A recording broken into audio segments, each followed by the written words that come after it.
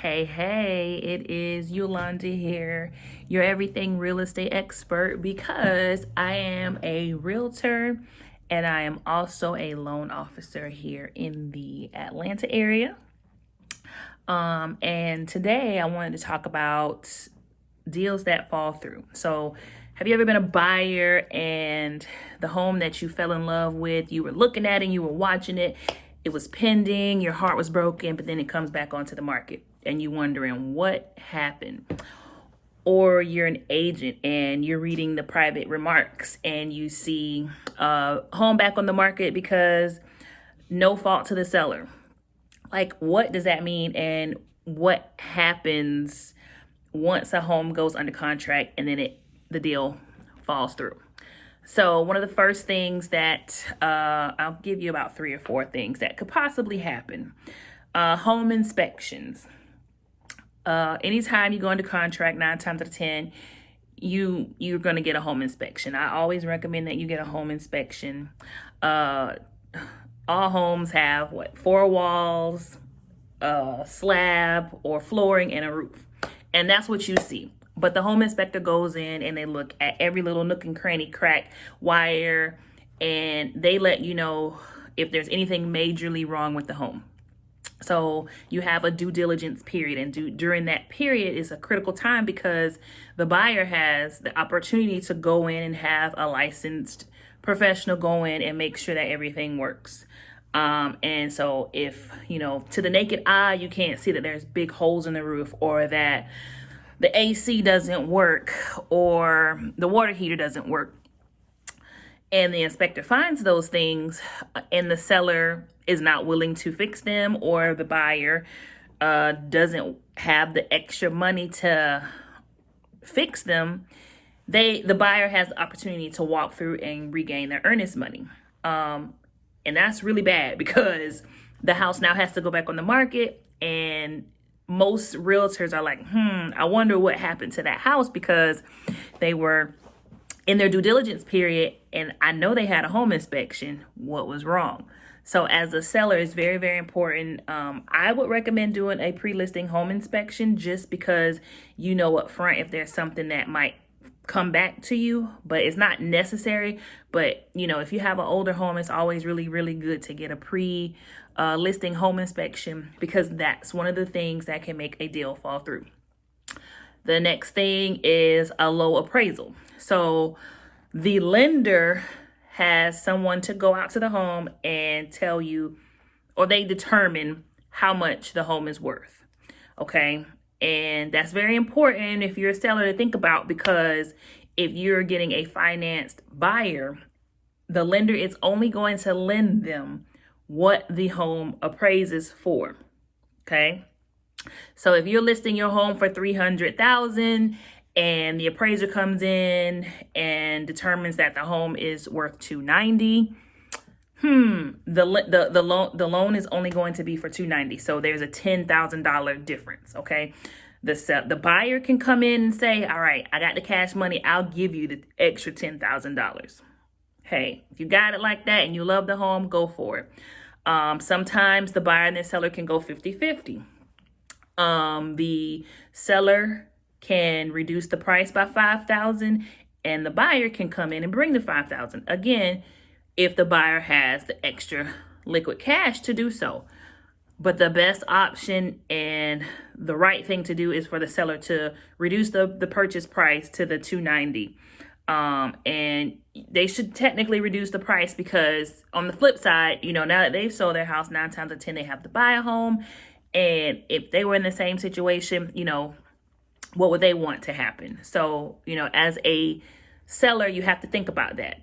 And it's important to get with a realtor when you're doing your listing appointment to get a true market analysis, because the realtor is going to do their due diligence and compare the homes that have sold in the area to make sure that the home is listed accurately, or, use the same, criteria and searches that an appraiser is going to use, so that you can list the home properly, because you don't want to be too high, because if the home is not worth, what you listed for, the appraiser is going to come in and say it's only worth $300,000. I don't care that you listed it at $350,000. It's worth $300,000. So it's important to list your home at the right price so that you can get more buyers to come in who are able to afford the home. Now to the good stuff. If you have a buyer who came in and they had a pre-approval letter and you go under contract and then boom, the loan was rejected. Like, how in the world does that happen? Well, it happens, and it shouldn't happen. But the reason why that happens is because your buyer did not get a true pre-approval, right? So yes, they can come in all day and be like, I called my bank and I filled out the application online and they told me this is what I'm approved for. Or I went in online and I did, this online application and this is what I was approved for. All right, cool. But when you get a true pre-approval, right, you should be verifying your assets, income, employment, and credit. If you did not submit those things to a lender, you didn't truly get pre-approved. You as an agent, if you ask them, did they verify your assets, income, employment, and credit, and they tell you no, I just, told them what I made and, told them what I had in the bank, and they gave you a letter, they might not truly have been pre-approved. And so you go into contract and you have your due diligence period. They put down their earnest money, and then now they get somebody on the phone and like, oh, by the way, now we need this, and this. And they come to find out that they cannot qualify for the mortgage and the loan is denied. That is an awful situation to be in. So it is important to have a trusted team, a good realtor who knows some really, really good lenders. And for your realtors to have a lender on your team who is going to do the work up front to make sure that your buyer is truly pre-approved.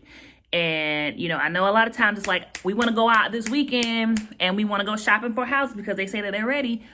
I get it. They say that they're ready, but they have to be able to verify that to truly get pre-approved. It's going to save you so much time in the long run if you allow them the time to truly get pre-approved, submit the documents that are needed, and have a true pre-approval so that once you go into contract, it's smooth sailing. They should be going through a direct underwriting or talking to an underwriter just to make sure that all the numbers match up and that the deal is going to fly. And the last thing that can make a deal fall through is the buyer themselves. What does that mean, buyers? It means that when you get your pre-approval and you submitted all your documents to the lender and they say, all right, based on what we have, you are pre-approved for this amount. Okay. They've checked your credit. They've checked your income. They've checked your employment. They've checked your assets. If any of those things change by the time it's closing day, the deal can fall through, which means you cannot go and buy a new car and have more debt, because if your debt to income ratio is already on the cusp at the high end, it can make you no longer a qualified buyer, qualified for that program. If you decide, like, I'm sick of Terry and them on my job, like, I ain't gonna work at this job no more, and you quit your job and you no longer have income coming in, you're no longer qualified for the loan. So if you go and they tell you you have to have 2 months reserves in the bank, which is 2 months of mortgage payments in the bank, and then you go and decide I want to go and buy a bunch of shoes, and come closing day you don't have enough funds to close in the bank, deal is not going to fly. So it's very important. Trust me. Listen to me when I say, once you are pre-approved, just sit still for them next 30, 45 days, 21 days, however long. Don't do nothing out of the ordinary. Don't do anything different than that you were doing when you got pre-approved, because you don't want to get to the closing table or close to the closing table, the underwriter's verifying everything, and then come to find out, what you were qualified with no longer is the case. You don't have the money to close. You don't have the income. Your debt, it has increased since you got pre-approved. So the buyer, you can mess up a deal just by being wild out here. Sit tight. If you need to buy something, we get it. But you should be able to call up your lender and talk to them and say, hey, you know, how much wiggle room do I have in my debt to income ratio? Because let me tell you, that debt to income ratio is very, very, very important when it comes to purchasing a home. So I am a realtor. If you need a realtor to go help you find the perfect home, I am your girl. But I'm also a loan officer. So if you need to get pre-approved, or if you're a realtor and you are looking for a bomb lender to add to your team who is going to truly pre-approve your clients, you can give me a call. And I hope that this information helps somebody. And until next time, y'all be good.